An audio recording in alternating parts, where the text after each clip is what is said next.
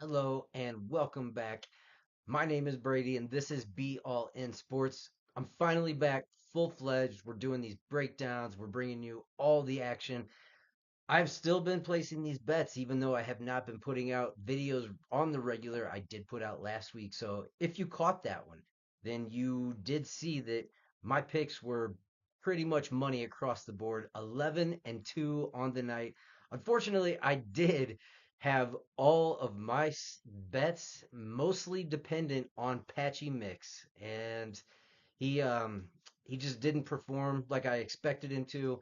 I expected more out of him. I don't know why that matchup ended up being a complete striker fest there. Mario Batista definitely had the advantages on the feet. He was throwing some clean shots.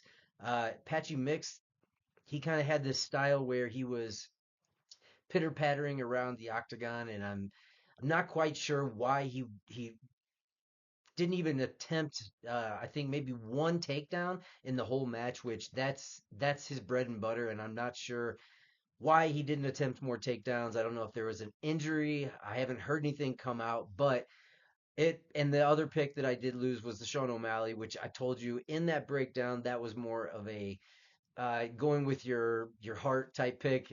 I wanted to see O'Malley win that matchup to get that little comeback story, maybe create that trilogy between him and Marab, but just didn't happen. Marab is the man in that division. He obviously put on another awesome performance. Got the sub in round two, so it is what it is. And we move on to the next week, the next fight card, and we are here back in Atlanta, Georgia.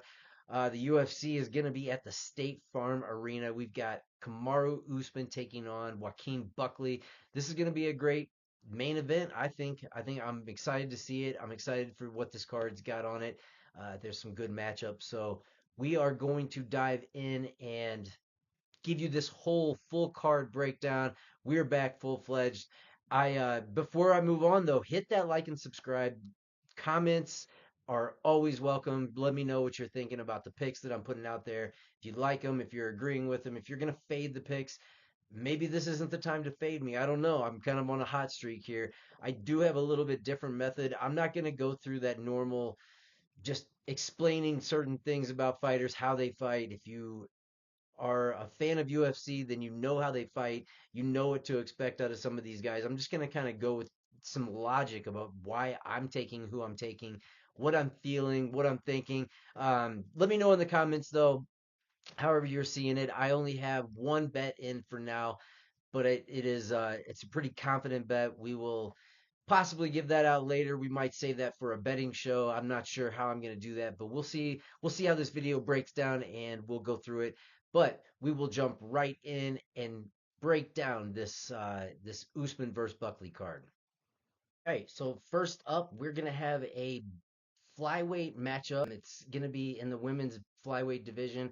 We've got Vanessa Demopoulos. She's going to be moving up from normal strawweight division. She's taking on Jamie Lynn Horth on this. She is going to be stepping in on short notice. Little Monster's coming in at 36 years old. She is 5'2", 116 on a normal day. So we'll see what she can bump that weight up to.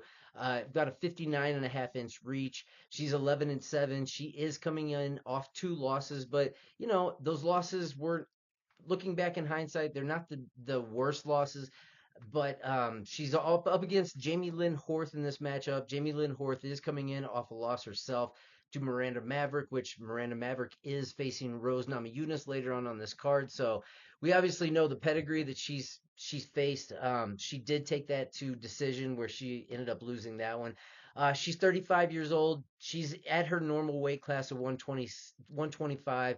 She weighed in 126, I believe, on her last match. She's 5'7", has a 66-inch reach. So as you can see, the logic behind this, and this I use this a lot in women's matches, the bigger woman is, in my opinion, definitely going to have the advantage here, especially the way Horth fights. She's one of those pressure forward type fighters. Demopoulos, if she can get you to the ground, that's her going to be her bread and butter. In this matchup, she's obviously going to be the quicker fighter, but I don't think she's going to be able to get past the size. That's that is the whole reason for why I'm going to pick Jamie Lynn Horth in this matchup. Right now, she is a heavy favorite. I believe when I originally saw her, she was minus 390, which that's even a pretty heavy favorite, a 4-1 favorite. I don't like going with that, but obviously there are some size advantages here. And when it comes to women's fighting, especially in this matchup, knowing how Horth does fight, she's gonna be the bigger fighter. She's almost got that bully type style, and I don't think she's gonna have anything to worry about as far as the takedowns go. I don't think Demopoulos is gonna be successful getting it to the ground. So even though the odds just keep getting wider and wider, Horth is gonna be the pick here. I haven't decided how I want to run this.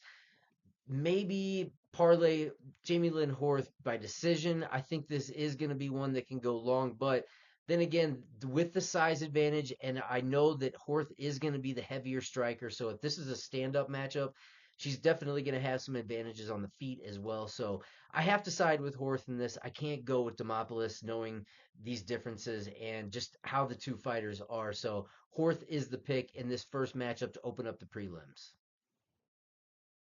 Next up in the welterweight division, we've got a matchup between Phil Rowe and Ange Lusa. Phil Rowe's coming in at 10-5. Lusa's 10-4. Rowe's coming in off two losses to Magny and Jake Matthews. Lusa is coming in off that no contest that we all saw against Brian Battle, and then he did lose his last matchup to Gabriel Bonfim. Bonfim's a good fighter.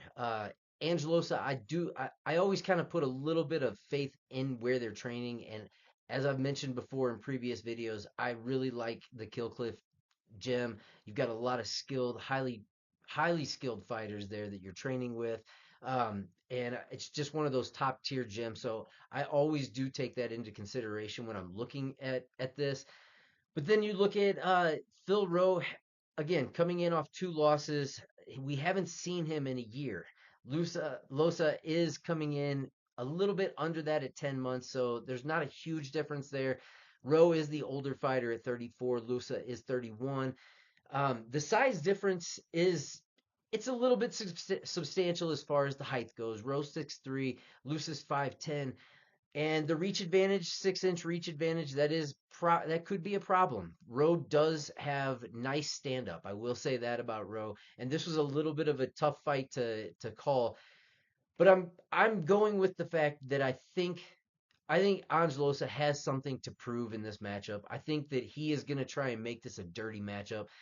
The worst thing you can do is go out there and stay at range with a person like Phil Rowe. That's going to be a bad combination. So I think he's going to use his just aggressiveness, so to speak, and he's going to get this in his comfort area, which is going to be probably against the cage, trying to get some dirty boxing off or possibly some takedowns.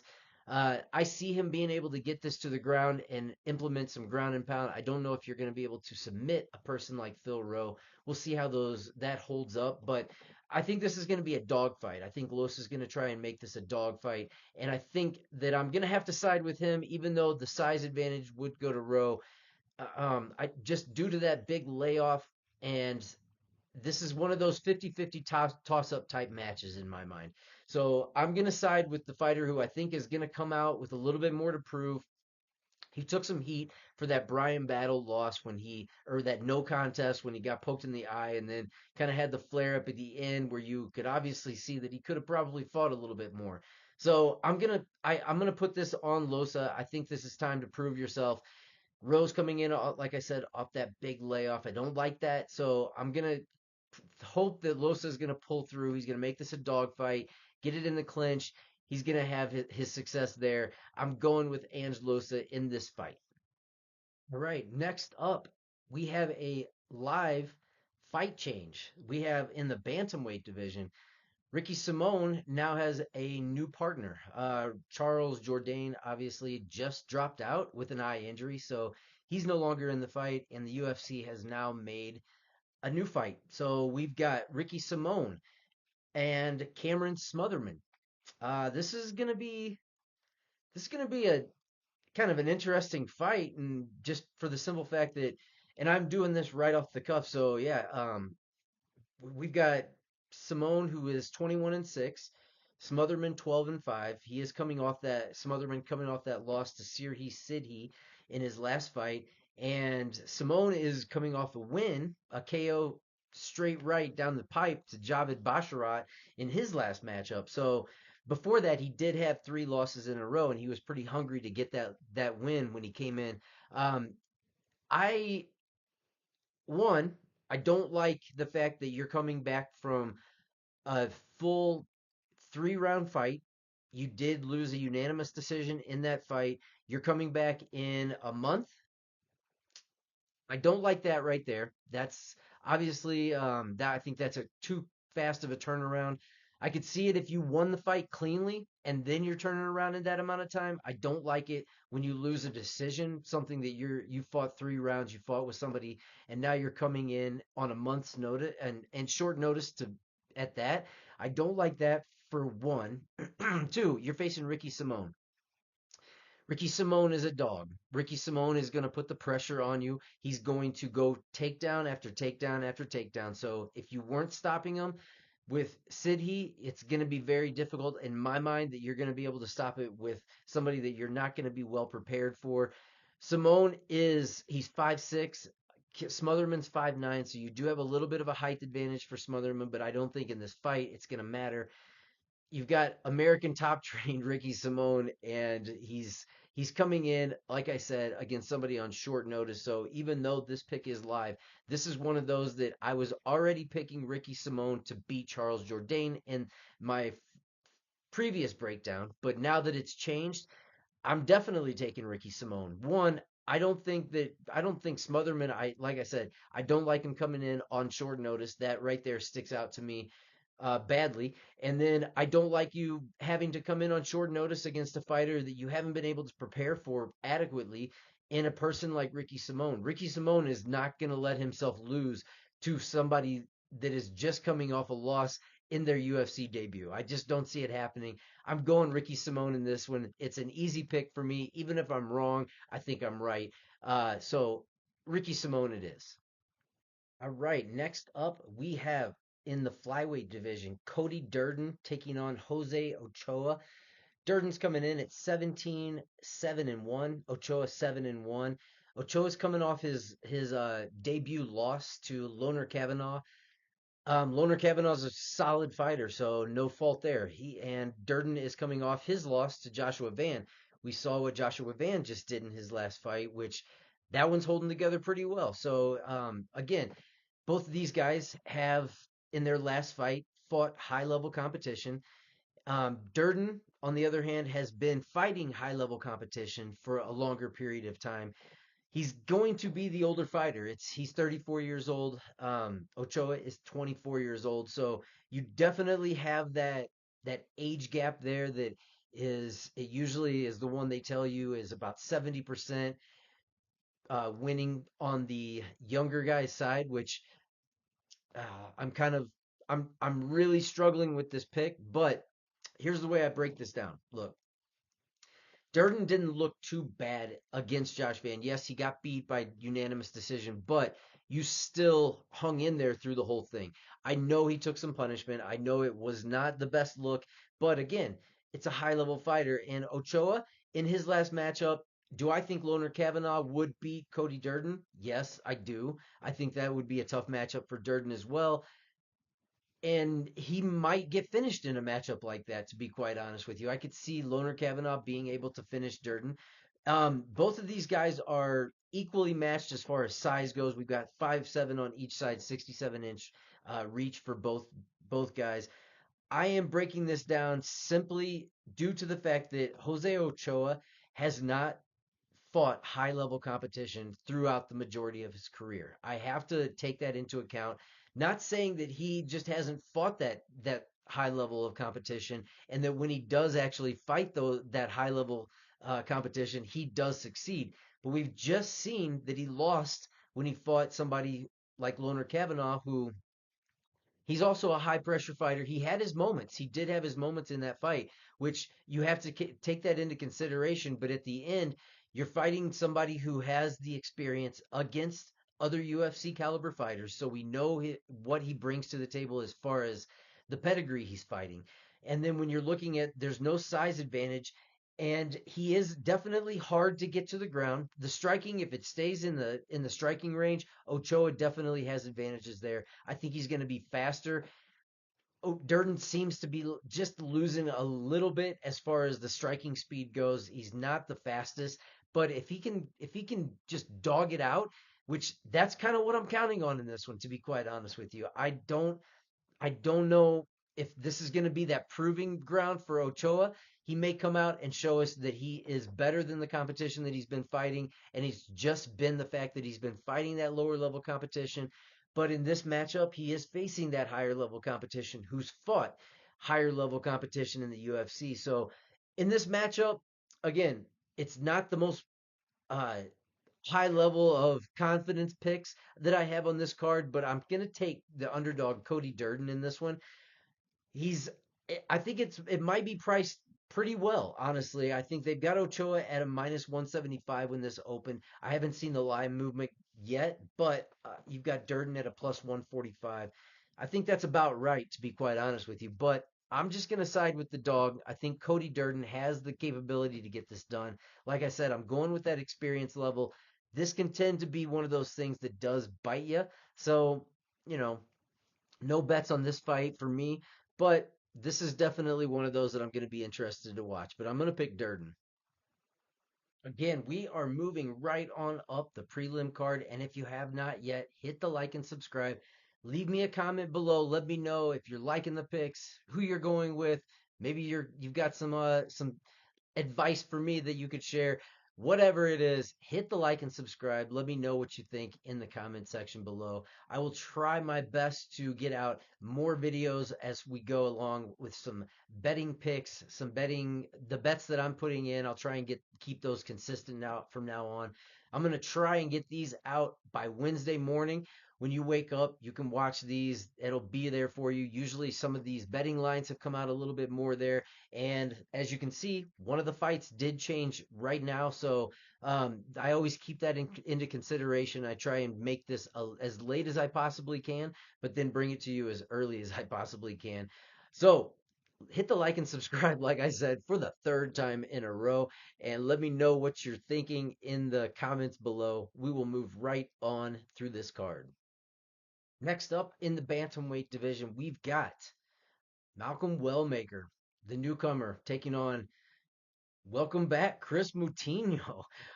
Chris Moutinho, if you don't remember, Chris Moutinho was the guy that came in and fought Sean O'Malley in his debut on short notice and absolutely took an ass beating.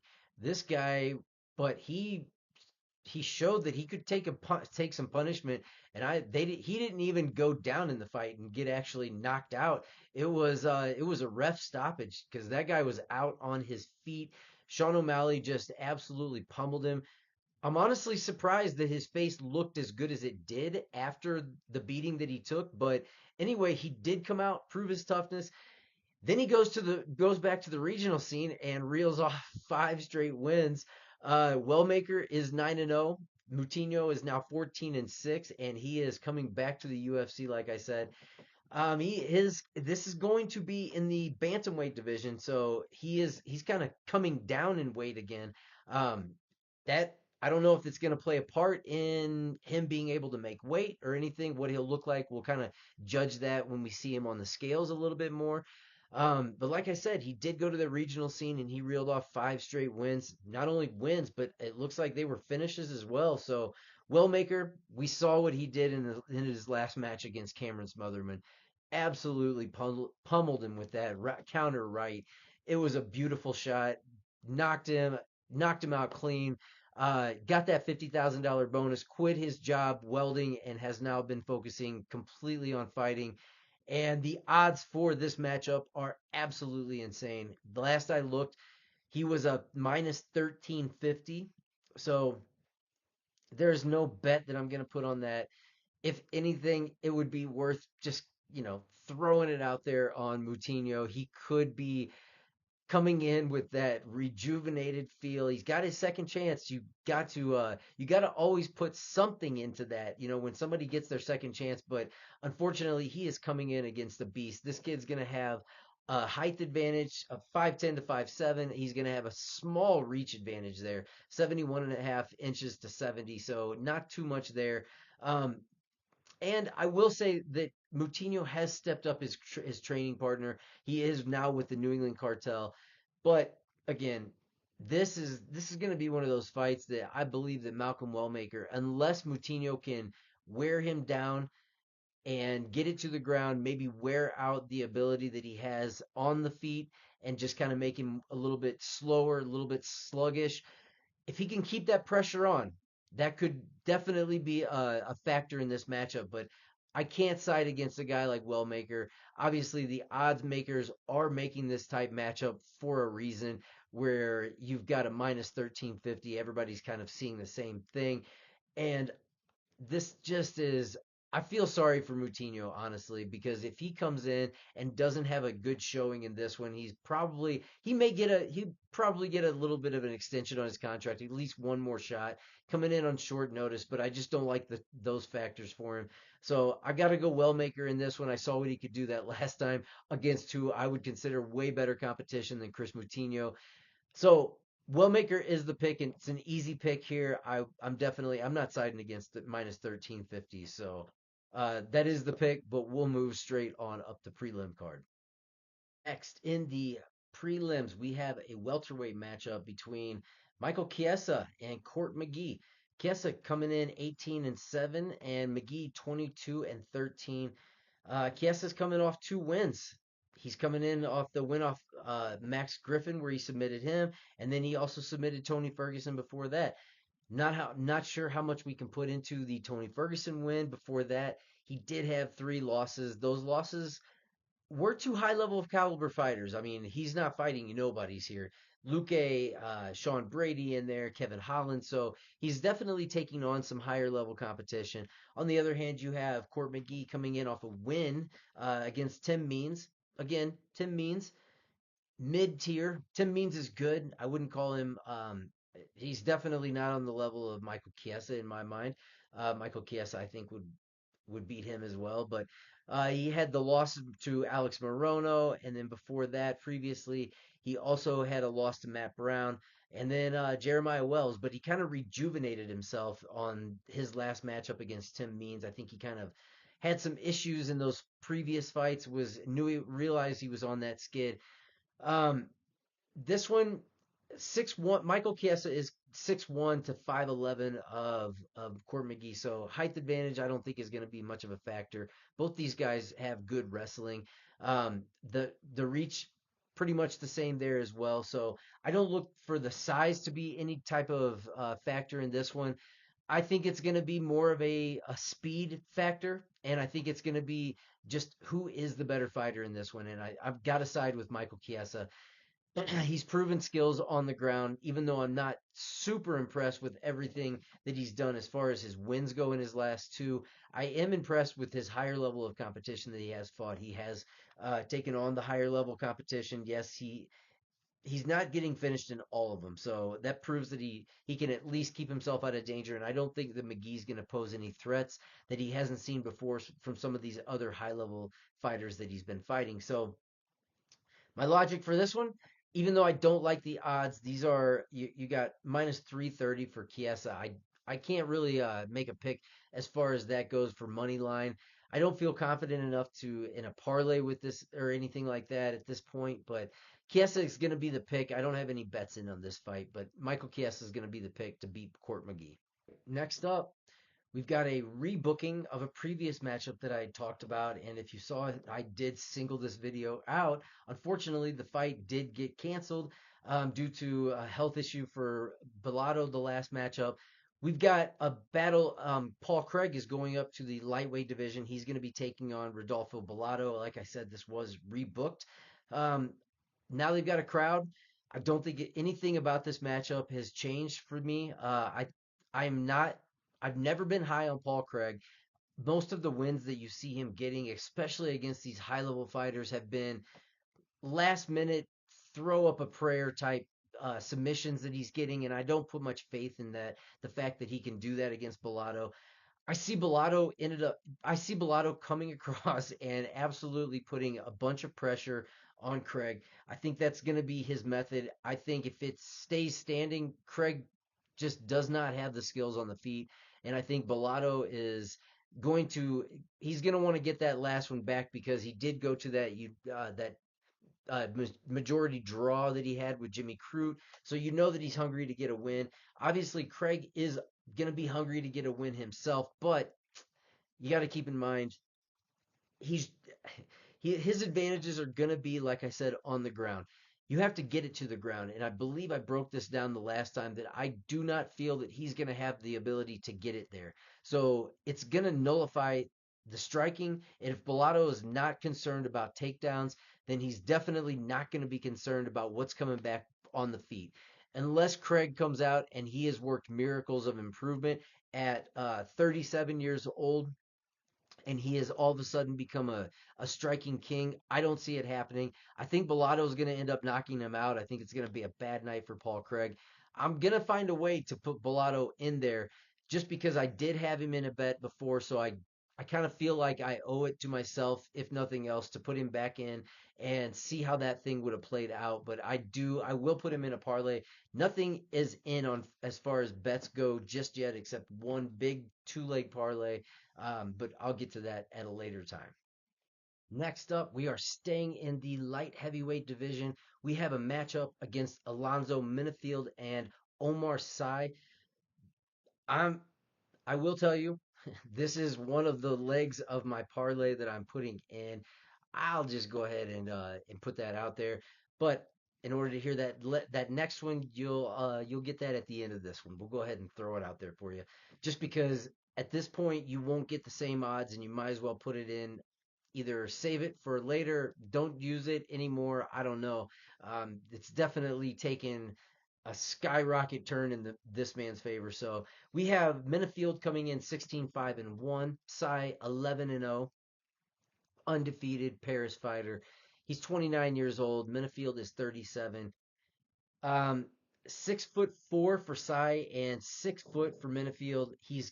Sy is gonna have an 83-inch reach advantage, or 83-inch reach compared to a 76-inch reach, and this is the type of matchup that I do believe that it matters because breaking down both of these fighters, Sai has skills everywhere. He's got the ability to go if the fight needs to go long. He's got the ability to do that. If he's on the ground, he's dangerous there. He's good at getting takedowns. He's good at putting it where it needs to be, and he's also a good striker. Not the best striker in the world, but he is a competent striker. And he's taking on somebody like Alonzo Menifield, who I not saying that Minifield's a bad fighter by any means, but he's kind of a one one dimensional fighter, I will say. If he's not getting that knockout, I don't see where he beats Omar Sy.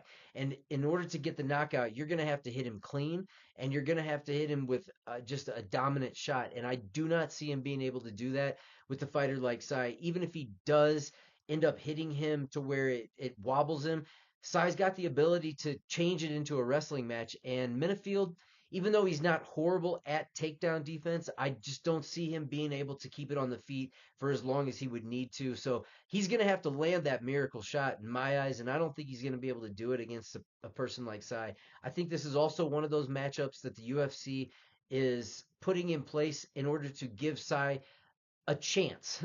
Not saying that it always works out that way. I know anything can happen in fighting. I've said that so many times, and everybody will tell you that. But Omar Sy has advantages everywhere this fight would go. On the ground, in the stand-up department, if he keeps it at distance, he's got the reach advantage. He's definitely a physical specimen, as is Minifield. Nothing to take away there, but I just think he's going to come in determined to get this win, and I think that he is going to get this win. So I felt pretty confident when I put this in. He's since then skyrocketed, like I said. I got him at a minus 480 when I put this in as a parlay, just because I did feel very confident that he would come out on top in this one. But since then, it's gone up. I believe it was at a minus 700 the last time. And usually I don't care too much on little swings, but when it goes for minus like 300 more points, that kind of puts it out of range. So I'm not. At this point, I'm not looking to put him in another parlay. I'll figure it out with some other fighters that I had planned, but he already is, and I'm glad that I got him where I did. I did team him up, like I said, that's a two-leg parlay, so that's part of it. But I'm going Omar Sy in this matchup. Next up in the middleweight division, we have a matchup between Cody Brundage and Mansour Abdul Malik. Cody Brundage coming in at 11-6. Absur, uh, yeah, Abdul Malik coming in at 8-0. He's got two matchups in the UFC officially. Dusko Todorovic, who he knocked out in the first round, and then he also has that win against Nick Klein, who he also KO'd there. We've got on the other hand Brundage, who he is coming off that win against Julian Marquez. Not sure what you want to put into that. Julian Marquez, I'm not really sure, is UFC caliber. Before that, he did fight Bo Nickel. He did lose that one by rear naked choke. Um, this one breaks down to I kind of believe in Abdul Malik. I like what I see from him. He's very aggressive. He is going to be the I think he's the guy that's going to be the more hungry of the two. I know Cody Brundage, I feel like Cody Brundage talks a good game, but when it comes right down to it, he's the guy that I would definitely, out of the two, if I'm going to say one of them will give up, he is definitely the guy that I'm going to say will give up. I don't see just from what I've seen in Abdul Malik, he doesn't quit. So I think even if you're talking about trying to take this into deep waters in the later rounds, I don't think it's going to matter. I think he's that good. I think he can take it wherever it needs to go. I think he's going to have a strength advantage. I think Brundage is going to, I think he will be able to be taken down in this matchup. I don't think it's going to be something that Abdul Malik can't get around. Like I said, I think he's better in all facets of the game. And I don't give Brundage much of a chance in this one. The odds makers are not giving him much of a chance either. At minus 700, I normally would not want to take something like this, but I may have to parlay up on Abdul Malik here, just for the simple fact that I don't have a lot of faith in Brundage. It's like, surprise me.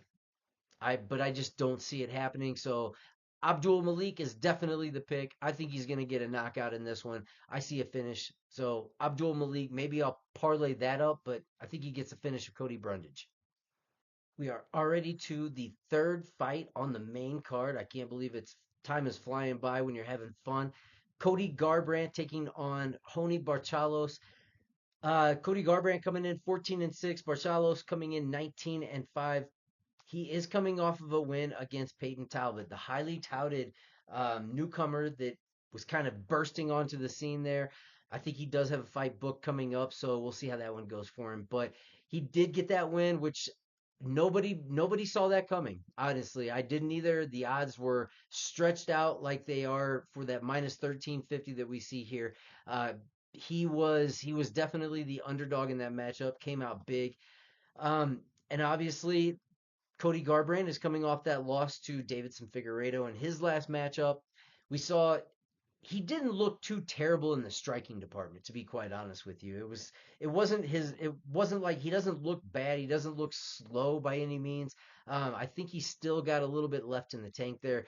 Barcelos, on the other hand, I was impressed with his performance overall. Getting the takedowns against Talbot, that definitely changed the course of it. It was kind of a wrinkle that you didn't necessarily see coming. You knew he had the skill, but he hadn't really that really wasn't his game up until that point. So if he implements that game plan in this matchup, maybe it will have the same type of success. But I listen, Cody Garbrandt is a good wrestler with good striking. So you're gonna have to worry about the hands in this one. And I immediately this was one that I looked at Garbrandt. I don't think that he's over the hill by any means. I know that he's been trying to get everything back together. He took on a higher level competition in Davidson Figueiredo, I believe, than Barcelos is, and he did lose in the he lost in that matchup. Obviously, he got subbed, but I don't see the same thing happening in this one. I don't think that he's going to be able to get it to the ground. Barcelos, I don't think he's going to be able to get it to the ground. I think this is a matchup that if Garbrandt keeps it on the feet, he's going to be successful getting in, using his dirty boxing, getting it in the clinch, and possibly using some of those uppercuts. keeping it in close is where he's going to have the most success. It's always a risk because he is a little bit chinny, and Barcelos can hit you out with stuff out of nowhere. But I'm going to side with Cody Garbrandt in this one. I always like to have a little bit of a mixture between favorites and underdogs. And hey, what better underdog than Cody Garbrandt? I'm taking him to win this matchup against Ronnie Barchalos and get back on track. He needs this win. I think he gets it done here in this one. So I'm gonna side with Garbrandt. Next up in the middleweight division, we have Edmund Shabazian taking on Andre Petroski. Right off the bat, all day, Edmund Shabazian in this one. Listen, Petroski has to get this to the ground if he's going to have success. If you try and strike with Shabazian, I 100% guarantee you Shabazian is going to be the better striker in this matchup. I would not suggest that. And if you're Petroski, you're going to have to get it to the ground, which means that you're going to use the method of trying to throw some heavy overhands, and then you're going to run for that takedown, come in, try and get him up against the fence, and get a double leg. That's been your method that you've been using for the majority of your fights, especially in a fight that you know you're overmatched in the striking department, which you're going to be overmatched in the striking department. Shabazian coming in at 14-5, Petroski 13-3. He is coming in off three straight wins, but listen, Josh Frim, we then he had Dylan Budka and Rodolfo Vieira. All three are fighters that I would not put a ton of stock in. And plus, you've got Dylan Budka, who the only one up comparison there that you can say Shabazian knocked him out too, where on the other hand, you've got a decision by Petroski. So Petroski's going to try and use the wrestling. If he can get it to the ground, he can probably lay on him a little bit and you know wear him out to where his punches may not hold as much. But Petroski has shown that as the match goes on, when it hits about that second round, he tends to gas out. If he has to use the takedowns, he definitely starts gassing out. So in my mind, this is Shabazian all day long. And in fact, I'm going to say that he's going to knock him out in the second or third round because that's when Petroski starts to slow down. So I see a knockout coming. I think this is going to be where the winning streak stops for Petroski. You're not getting terrible odds on this one at this point. I think it's around minus 200. I'm going to hold off just a little bit longer. I'll probably place some bet on Shabazian or put him in a parlay because I'm pretty confident that he can keep this where it needs to be in the later rounds, even if he loses the first round. This might be a live betting opportunity, honestly. And I might think about putting Shabazian on the back burner until a live bet comes in because if Petroski wins the first one and he's gassed himself out starting the next round, Shabazian, I know, won't gas out. I don't. In my mind, he will not gas out. He's going to keep going. He's going to land some heavy punches later in rounds. He's going to end up taking this one by knockout, second or third round, Shabazian. Next up, women's flyweight matchup between, and this is the co-main event as well. Rose Namajunas taking on Miranda Maverick. Rose Namajunas 13-7, Miranda Maverick 15-5. Maverick's on that four-fight winning streak. In that four-fight winning streak, she's faced Priscilla Cachoeira, she's faced Andrea Lee, she's faced Diana Barbosa, and she's faced Jamie Lynn Horth, who obviously is fighting earlier in this card. Namajunas, on the other hand, is coming off a loss to Aaron Blanchfield. Um, and then before that, a win over Tracy Cortez and a win over Amanda Hebus. Obviously, we know what Rose Namajunas brings to the table. She's a great striker. She has as former champion, so she's got that pedigree as well. She's faced highest of the high level competition in the division. And Miranda Maverick is on the climb. Okay. Both Miranda Maverick's she's 27, um, 32 years old for Rose Namajunas. There's not a big size difference between the two. Namajunas has a little bit of a height advantage there at 5'5", but as far as anything else goes, it's not too significant. This matchup comes down to, well, I'm going to be straight honest. It's a kind of a biased pick, and it's not biased because I like one of them. It's biased because I can't stand one of them. And the one that I do not like is Rose Namajunas. I'm not going to pick her. So the pick is going to be Miranda Maverick. If you don't like it, I get it.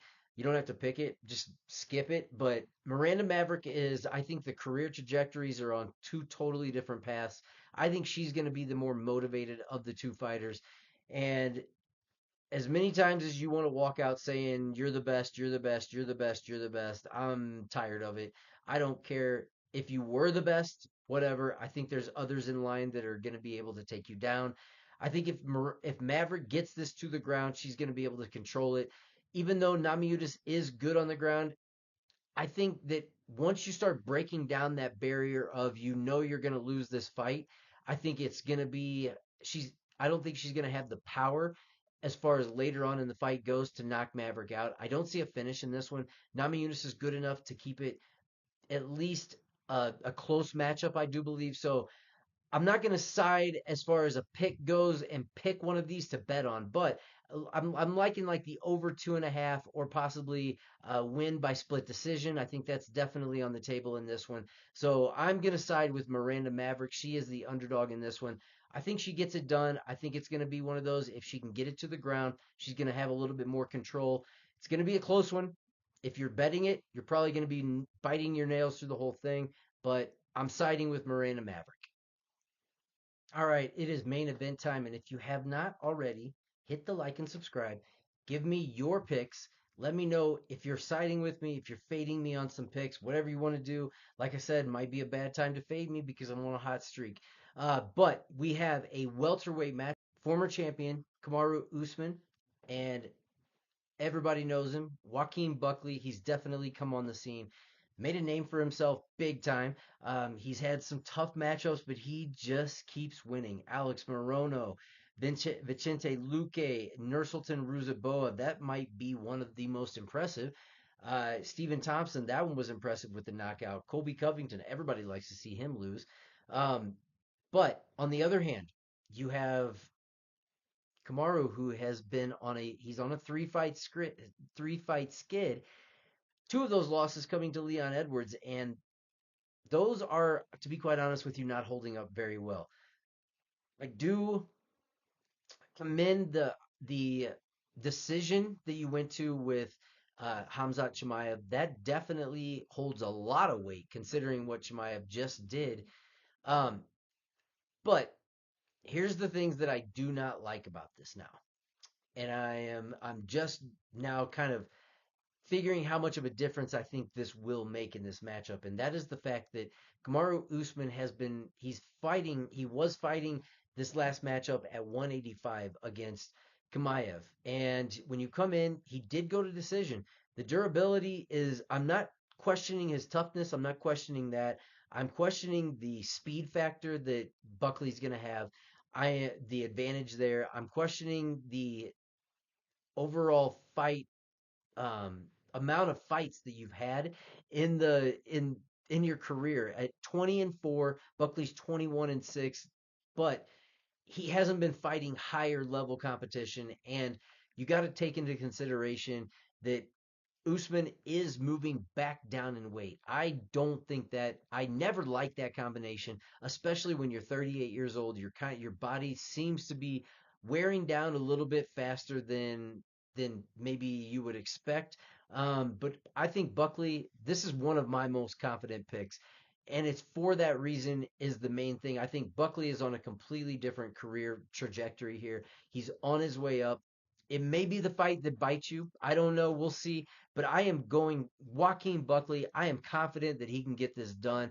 He is a full pressure fighter. If he's fighting people like Ruzaboev, who has a huge size advantage against him, and he's ended up he's doing that, I think this is going to be a matchup that he can definitely win. I don't like the MMA math of it, but the reason I'm siding with this is one, you also have Usman who's been out of the octagon for over a year. I don't like the layoff.